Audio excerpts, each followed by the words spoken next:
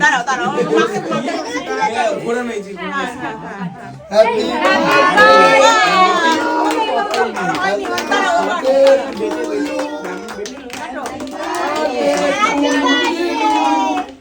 Happy birthday to you.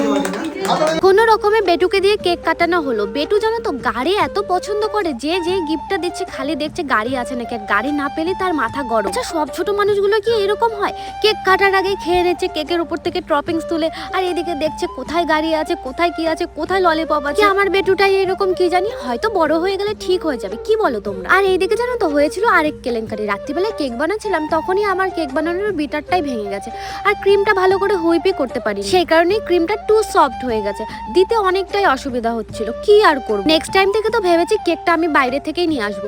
এমনিতেও যা খরচা পড়ে আর যা খাটনি পড়ে, তাতে আমার বাইরে থেকে আনলেই বেশি সুবিধা। তারপরে আবার ভাবলাম বেটুর জন্মদিন বলে কথা, আমি মা হয়ে কেকটা অন্তত বানিয়ে দিই। আর এদিকে কিন্তু যে যার মতো নিয়ে খাচ্ছিল, অনেকে কিন্তু মজা হচ্ছিল। আর হ্যাঁ, এবার কিন্তু বেটু আমার 4 বছর পূর্ণ হয়ে 5-এ পা দিল। তোমরা যেন সবাই বেটুকে আশীর্বাদ করো, ও যেন জীবনে অনেক বড় হয় আর অনেক ভালো একটা মানুষ হতে পারে।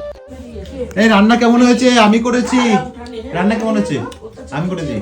ভালো হয়েছে? মানি ভালো হয়েছে? ভালো হয়েছে, একটু ঠান্ডা মানে একটু ঠান্ডা হয়ে গেছে, গরম হলে আরো বেটার হতো। এই নানটা কেমন হয়েছে?